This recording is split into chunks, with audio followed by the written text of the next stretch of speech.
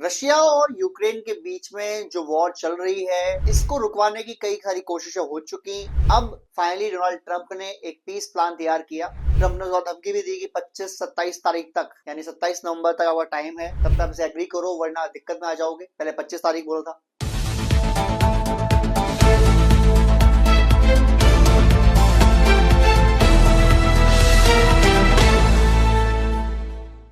Hello friends, Russia और Ukraine के बीच में जो वॉर चल रही है, और लगभग 3 साल से ज्यादा हो चुके हैं इसको वॉर चलते चलते, और इसको रुकवाने की कई सारी कोशिशें हो चुकी। कुछ उनमें से कुछ हद तक आगे पहुंची, लेकिन रुक गई बाद में। अब फाइनली डोनाल्ड ट्रंप ने एक पीस प्लान तैयार किया 28 पॉइंट का, जो मैंने आपको लास्ट वीडियो में बताया था कि क्या पीस प्लान था डोनाल्ड ट्रंप का।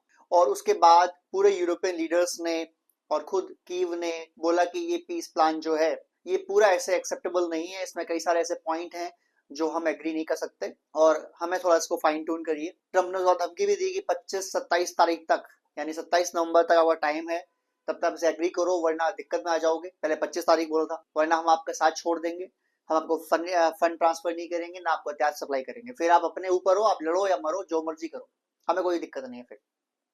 तो फिर जेलेंस्की और यूरोप की तरफ से थोड़ा सा दबाव हुआ कि नहीं यार, ऐसा नहीं कर सकते आप, ऐसे एकदम अकेला नहीं छोड़ सकते जेलेंस्की को।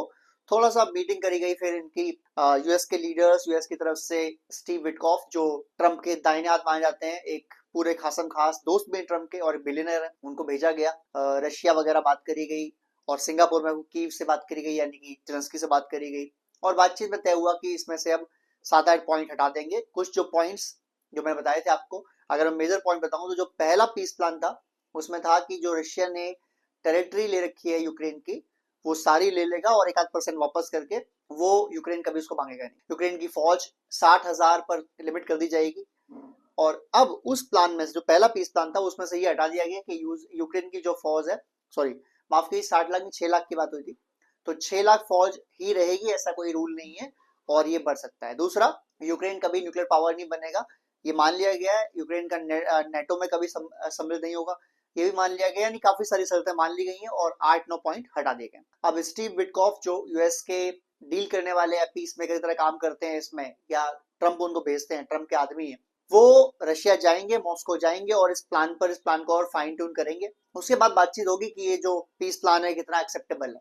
पर इसमें ना एक ट्विस्ट आ गया। वो ट्विस्ट ये आया कि ये जो 28 पॉइंट का पीस प्लान था, ये बेसिकली डोनाल्ड ट्रंप का था ही नहीं। ये पीस प्लान था रशिया के प्रेसिडेंट पुतिन का। अब आप कहेंगे ऐसा कैसे? हुआ ये कि जब स्टीव बिटकॉफ गए मिलने के लिए रशिया में, तो वहां जो काउंटर पार्ट थे उनके, यानी जो रशियन प्रेसिडेंट पुतिन को जो रिप्रेजेंट कर रहे थे, उशाकोव, उनसे उन्होंने कहा, यानी बिटकॉफ ने कहा कि आप पुतिन को बोलें कि फोन करें, बात करें ट्रंप से, और जब बातचीत हो तो इतना कह दें कि गाजा के अंदर जो सीज फायर हुआ है, हम एकदम कायल हो गए हैं आपके, हम तो एकदम बेहतरीन आपको लीडर समझते हैं, और हम ये लकी है कि हम ये देख पा रहे हैं अपनी आंखों से कितना बेहतरीन लीडर अमेरिका में आया है, जो पीस डील साइन करा जा रहा है। और गाजा की जैसे आपने पीस डील साइन की, यूक्रेन और रशिया की जो पीस डील है वो भी आप साइन करेंगे और साइन करवाएंगे, और बहुत जरूरी है ताकि लोग ना मरे। उसके बाद पुतिन प्यार से बोल देंगे, देखो ये 28 पॉइंट हमारे हैं, जरा साइन कर दो यार, इन पे काम खत्म करो, और डोनाल्ड ट्रंप साइन कर देगा। और हुआ भी यही। ना $1 खर्चा हुआ, ना $1 खर्चा हुआ पुतिन का, ना उनके सैनिक मरवाने पड़े उनको, और उन्होंने बस डोनाल्ड ट्रंप को प्यार से बहलाया फुसलाया, जैसा कि स्टीव बिटकॉफ यानी ट्रंप के ही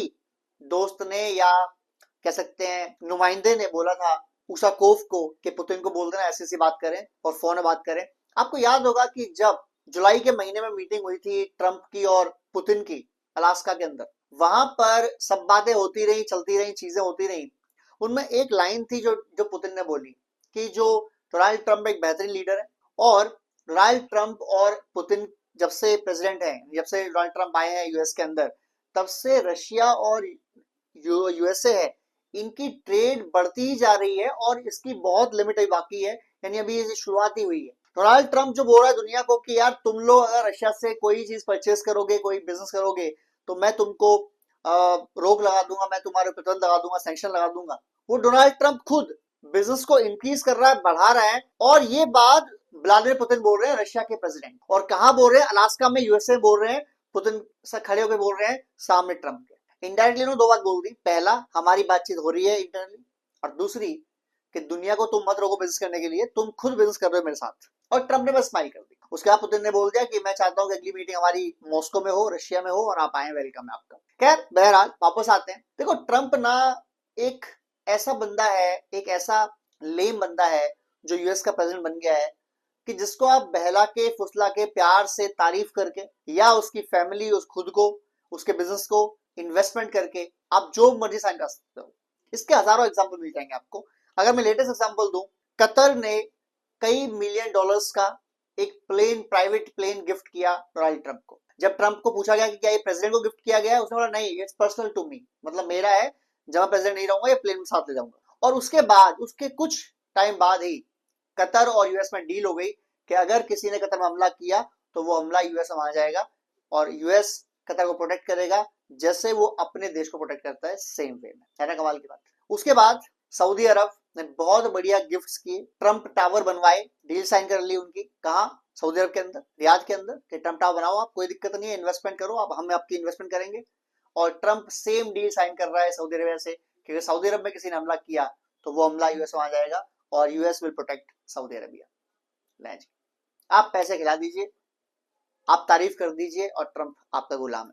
आप जो मर्जी करा लो ट्रंप से। गुलाम तो नहीं कह सकते, पर बेगू नाचते हो आप। आई होप ये इंडियन बिलियनर्स भी सुन रहे होंगे, और भारत के फायदे के लिए ये ट्रंप की कुछ इन्वेस्टमेंट तो करा ही सकते हैं, या ट्रंप की बिजनेस कुछ इन्वेस्टमेंट कर सकते हैं, जिससे कि वो हमारे साथ भी जुड़े। अच्छा, ट्रंप हमारे से चढ़ा क्यों है? भारत पे कोई सेक्शन लगना ही नहीं था, कोई प्लान नहीं था उनका। बट प्रॉब्लम क्या हुई? प्रॉब्लम ये हुई कि जब ऑपरेशन सिंदूर रुका, जब भारत पाकिस्तान के खिलाफ जो वॉर शुरू होने वाली थी, या ऑपरेशन चल रहा था इंडिया का, जब वो रुका तो मोदी जी ने ये नहीं बोला कि डोनाल्ड ट्रंप की वजह से ऑपरेशन सिंदूर रुका। डोनाल्ड ट्रंप की वजह से तो कंट्रीज जो न्यूक्लियर वॉर कर सकती थी, वो हजारों लाखों करोड़ों मर सकते थे, वो बच गए।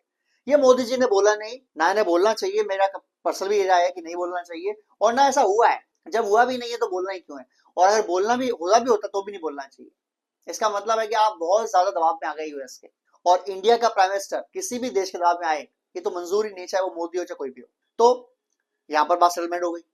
तो मोदी जी कहते हैं कि ठीक है भाई, हमने तो बोलना नहीं है, क्योंकि ऐसा हुआ ही नहीं है। पाकिस्तान ने हमसे रहम की भीख मांगी, हमने रहम कर दिया, हमने छोड़ दिया, बख्श दिया। यहाँ ट्रंप का मामला सनक गया। ट्रंप ने बोला लगाओ टैरिफ इनके ऊपर, जब मौका मिले लगाओ टैरिफ। टैरिफ गेम शुरू हो गया। अब ट्रंप की सीटी पिटी क्यों गुम है? क्योंकि ट्रंप फंस चुका है। खैर वापस आते हैं, यूक्रेन के मुद्दे पर आते हैं। यूक्रेन रशिया की जब वॉर शुरू हुई थी, उस समय जो यूके के प्राइम मिनिस्टर थे उस समय के, जब उनको मालूम पड़ा कि यूक्रेन और रशिया युद्ध रोकने वाले हैं और इनकी मीटिंग हुई है, आपको याद है पहले मीटिंग हुई थी 2-3-4 महीने बाद ही, मार्च में मीटिंग हुई थी 2 महीने बाद ही, और लगभग ये युद्ध रुकने वाला था, तो उन्होंने जाके, जो इनका नाम था बोरिस जॉनसन, उन्होंने जाके कीव में दौरा किया और जेलेंस्की को भड़का दिया, बोला युद्ध होना चाहिए, आप रशिया से पीस डी साइन ना करें और लड़ाई करें, आपका इसमें यूके यानी कि इंग्लैंड, ब्रिटेन पूरा साथ देगा। उसके बाद वो लड़ाई भड़क गई और बढ़ती चली गई, वरना वो लड़ाई तभी रुक जाती 2 महीने बाद ही, और यूक्रेन को भी कुछ 1-2% हिस्सा ही देना पड़ता, बाकी हिस्से देने की जरूरत पड़ती। अब मालूम सामने ये आया है कि जो यूके की कंपनी है, वो कंपनी जो यूक्रेन को सप्लाई कर रही थी ड्रोन्स, उस कंपनी ने डायरेक्ट बेनिफिट्स दिए बोरिस जॉनसन को, और ये कहलवाया उनसे कि जाके कह दो कीव में जेलेंस्की से कि हमारे ड्रोन्स, हमारे हथियार, मिसाइल सब आपको मिलेंगे और आप लड़ाई मत रोको। ये वॉर जब से चल रहा है तब से दो चीजें हुई हैं बिजनेस के हिसाब से। कई देशों ने, कई कंपनीज ने बिलियंस ऑफ डॉलर बनाए हैं हथियारों के लिए, चाहे वो अमेरिकन कंपनीज हो जो मिसाइल भेज रही हैं, गन्स भेज रही हैं, बारूद भेज रही हैं, गोले भेज रही हैं, रॉकेट्स भेज रही हैं, वो सबके बहुत फायदे हो रहे हैं। चाहे वो यूरोपियन कंट्रीज हो, सबको फायदे हो रहे हैं, क्योंकि अरबों अरबों डॉलर के एक साथ ही ऑर्डर मिल रहे हैं, तो क्या दिक्कत, चल रहा काम। दूसरा फायदा रशिया को हुआ है कि वो सेल्फ रिलायंट हो गए हैं, यानी यूएस और पूरी यूरोपियन कंट्रीज ने जब से रशिया छोड़ा, उनको शुरू में बहुत दिक्कत आई, लेकिन अब वो सेल्फ डिपेंडेंट बन चुके हैं। अदर देन इंडिया और चाइना, वो किसी ज्यादा डिपेंडेंट है नहीं अब इकोनॉमी को लेके, तो वो तो बन गए सेल्फ रिलायंट, और यूक्रेन हो गया बर्बाद। इस लड़ाई के दो ही नतीजे हैं। अब जो लेटेस्ट बात चल रही है कि यूक्रेन को वॉर रोकनी चाहिए, रोकनी चाहिए, रोकनी चाहिए, अमेरिका 3 बातें कह रहा है। पहली बात, अगर अब आज वॉर नहीं रोकते, आज का मतलब 1-2 दिन, 4 दिन, 10 दिन, हफ्ते के अंदर, तो अमेरिका विल पुल बैक, हम हट जाएंगे पीछे। और अगर हम पीछे हट जाते हैं तो आपके पास तो बैकबोन ही नहीं है ना, आपके पास ना हथियार है ना पैसे हैं, आप लड़ोगे कैसे? आप लड़ ही सकते, क्योंकि स्टीव बिटकॉफ ने साफ बोला, अभी एक जनरल भी गए हैं अमेरिका के मिलने के लिए यूक्रेन काउंटर पार्ट को, वो वहां बोल के आए हैं कि भाई यूक्रेन वालों ऐसा है, अगर आप अभी मन बंद करते लड़ाई तो जो 20-22% हिस्सा जो भी अभी कब्जे में है रशिया के, वो उनके पास रह जाएगा, बाकी 80% 70% बच जाएगा, क्योंकि Russia can fight the war unlimited indefinite, मतलब वो लड़ सकते हैं, वो हथियार भी है, पैसे भी है, सेल्फ रिलायंट हथियार है, खुद बनाते हैं, खुद लड़ते हैं, तो कोई दिक्कत भी नहीं है, यानी सप्लाई को दिक्कत आएगी नहीं उनको। और इतने सारे सैंक्शन हम ऑलरेडी अमेरिका लगा चुकी है, इसके बाद अब सैंक्शन बचे ही नहीं लगाने के लिए ना, क्या लगाए सैंक्शन, सब सैंक्शन लग गए, इसके बाद भी फाइट नहीं रुक रही, तो वो सैंक्शन से रुकने वाली है ही नहीं, पॉसिबल ही नहीं है। तो अभी हारते हो तो 20% जाएगा, बाद में हारते हो तो 50%, या हो सकता है 100% चला जाए, तो आप किस में रेडी हो, नंबर 1। नंबर 2, आप लड़ते रहोगे तो America will not support you, क्योंकि अमेरिका को अपने हथियार भी रखने हैं, खुद की सेफ्टी मेंटेन करनी है, ऐसा ना हो कल को वॉर हो जाए और अमेरिका के पास अपने हथियार ना हो लड़ने के लिए। भाई वॉर तो चाइना से हो सकती है अमेरिका की, वॉर तो रशिया से हो सकती है, किसी से हो सकती है, तो अगर हम आपको हथियार सप्लाई करेंगे ही नहीं, लड़ोगे कैसे आप, और हम हथियार सप्लाई करने की अब स्थिति में है नहीं, ये बता दिया। तो उन्होंने बोला है कि अब ये आपको तय करना है, हारना तो कोई है, आज हारना है, 20% छोड़ना है यूक्रेन, या 1 साल 2 साल या 5 साल बाद हारना है, जब पूरा यूक्रेन खत्म हो जाए, ये आपको देखना है। इसके अलावा अमेरिका आपको पॉलिटिकल, फाइनेंशियल या काइनेटिक कोई भी सपोर्ट नहीं देगा इन फ्यूचर, अगर आप ये वॉर जारी रखते हो, फिर यूर एट योर ओन, आप अपनी जंग खुद लड़ो। अच्छा, यूरोपियंस क्यों मना कर रहे हैं कि लड़ाई नहीं रुकनी चाहिए, यूरोपियंस क्यों कह रहे हैं? पहली बात, यूरोपियंस को लगता है कि Ukraine is the first line of defence, जब तक यूक्रेन है रशिया यूरोप में हमले नहीं करेगा, नंबर 1। नंबर 2, रशिया अगर वहां उलझा रहेगा, यूरोप में ध्यान नहीं दे पाएगा। नंबर 3, यूरोप को लग रहा है कि अगर अमेरिका यूक्रेन को छोड़ सकता है, नाटो को वीक कर सकता है, क्योंकि आपको पता होगा जब इस वॉर से पहले डोनाल्ड ट्रंप क्या कहते हैं कि नाटो में सबको इन्वेस्टमेंट करनी पड़ेगी, हमारे पैसे से आप पढ़ रहे हो, हमारे पैसे से आप बच रहे हो, सब लगाओ अपनी जीडीपी का 2-2%, ये कहा ना अमेरिका के ट्रंप ने। तो इन फ्यूचर रशिया ने बोला कि मुझे फिनलैंड चाहिए, ट्रंप साइन कर देगा, क्योंकि ट्रंप तो वॉर करने आएगा नहीं। तो यूरोप को रियलाइज हो रहा है कि इन फ्यूचर यार हम लोग को खुद अपनी हेल्प करनी है, हमें अपने वॉर खुद लड़ने हैं, तो क्यों ना सेल्फ डिपेंडेंट हो जाए। अच्छा, बढ़िया क्या है उनके लिए कि हथियार बांधे रहो, मैन्युफैक्चरिंग करते रहो, वॉर टेस्टिंग कर लो, हम इस लायक हैं कि नहीं, और कहाँ कर लो, यूक्रेन में। क्या फायदा होगा, हमारे केवल सैनिक जाएंगे अगर गए तो, वरना हथियार जाएंगे, हथियारों पैसे जाएंगे। अगर फ्यूचर में भेजना पड़े तो कौन जाएगा, सिर्फ यूरोपियन कंट्रीज के, फ्रांस के, इटली के, इंग्लैंड के, और भी जो स्पेन वगैरह कंट्रीज है, इनके सिर्फ सैनिक जाएंगे, हथियार जाएंगे, लेकिन बंदा इनके और जो नॉर्मल सैनिक है वो तो कोई नहीं जा रहा, नॉर्मल नागरिक वो तो कोई नहीं जा रहा, लोग कहाँ मरेंगे, यूक्रेन में, मरने दो, हमारी क्या दिक्कत। तो ये वॉर कई लोगों को फायदा दे रहा है फाइनेंशियली, कई कंपनीज को फायदा दे रहा है, अरबों खरबों डॉलर कमाया कंपनीज ने, तो वो अगर लड़ाई रुक जाएगी तो वो घाटे में आ जाएंगे, या उनके इतना प्रॉफिट बनने बंद हो जाएंगे, उनके प्रॉब्लम में पहला। तो दूसरा, यूरोपियन कंट्री सोच रही है लड़ाई अगर बंद हो गई तो नेक्स्ट निशाने जो होंगे वो यूरोपियन के देश होंगे, वो यूरोपियन कंट्रीज होंगी जो निशाने पर लेगा रशिया, और डील साइन कराने आया कौन, रोकने आया कौन, अमेरिका तो आएगा ही लड़ने। अगर अमेरिका यूक्रेन में लड़ने नहीं आया तो वाई अमेरिका विल कम कि यूरोप में लड़ाई करे, नहीं लड़ाई करेगा, मे भी करे बट वो नहीं करेगा। और ट्रम्प जितनी आसानी से बात मान जाते हैं, फ्लैट हो जाते हैं, लोग तारीफ करते हैं, ट्रम्प खत्म। रशिया बोलते बहुत बढ़िया, आप तो, आप जैसा नेता तो पैदा ही नहीं हुआ आज तक, ट्रम्प फ्लैट। पाकिस्तान जाके पैरों में लेट जाए, महाराज हमें प्लीज हेल्प करिए, ट्रम्प फ्लैट। तो एक ऐसा लीडर जो बातों से ही मान जाता है, वो इन फ्यूचर वॉर लड़ने आएगा यूरोप के अंदर रशिया के जैसे मजबूत देश के खिलाफ, नॉट पॉसिबल, नॉट पॉसिबल। तो ये यूरोपियन नहीं चाहते कि लड़ाई रोकी जाए, और अगर रोकी जाती है तो जो शर्तें 28 पॉइंट थे वो मानी जाए, इसलिए उन्होंने भड़काया जेलेंस्की को फिर से।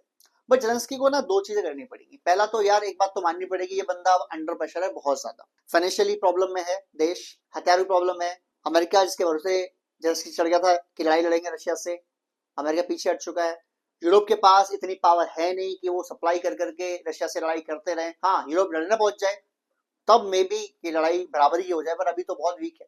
और क्या मूड है अमेरिका का, आपको मैं 2 लाइन समझाता हूँ। पहली लाइन जो बोली ट्रंप ने, जब ट्रंप से पूछा गया कि कीव जेलेंस्की आपसे मिसाइल चाहते हैं, तो ट्रंप ने बोला वो तो हमेशा कुछ चाहते हैं, हमेशा मांगते हैं, आप लड़ क्यों रहे हैं ऐसे देश से जो आपसे 20 गुना बड़ा है, आप लड़ क्यों रहे हैं, अगर आपको पता है कि आप हार ही जाओगे, आप लड़ना नहीं चाहिए ना आपको। और ट्रम्प की बात में, इस बात में दम है कि अगर आपको ऑलरेडी रियलाइज है कि आप हार जाओगे तो वाई आर यू फाइटिंग, यार छोड़ दो, खत्म करो, और 1 आध लाख सैनिक मरेंगे, फिर और 10% 15% एरिया जाएगा, तब बंद करोगे, अभी छोड़ दो ना। जेलेंस्की प्रॉब्लम क्या है कि वो इतिहास में जाना जाएगा जिसने रशिया को 20% यूक्रेन दे दिया, 20-22% जो भी है, वो ऐसा बनना नहीं चाहता। क्या देखते हैं इन फ्यूचर क्या होता है। इस समय तो ट्रंप ने इस हाथ से, रशिया ने इस हाथ से, पुतिन ने इस हाथ से, बीच में ऐसे मसल रखा है जेलेंस्की को, इस साइड से प्रेस हो रहा है, इस साइड से प्रेस हो रहा है। जो पीस प्लान यूएस लेके आता है वो भी रशिया का है, और ब्लूमबर्ग की रिपोर्ट है ये, मे बी रशिया ने लीक किया हो कि ये प्लान जो है यहाँ से आया है, मे बी स्टीव बिटकॉफ ने लीक कर दिया हो ताकि कुछ इसमें चेंजेस कर सके। देखते हैं फ्यूचर में क्या होता है, बट आई होप कि वॉर जल्दी रुके, क्योंकि यूक्रेन हारने वाला ही है, सच्चाई यही है। कितना हारेगा नहीं पता, तो इससे बढ़िया ये है कि जितने लोग बच गए हैं वही बचे रहे यार, जो तबाही हो चुकी है वो वहीं रुक जाए, बस काफी है इतना। एनीवेज, वीडियो अच्छा लगा तो लाइक करें, शेयर करें, सब्सक्राइब करें। जय हिंद, जय भारत।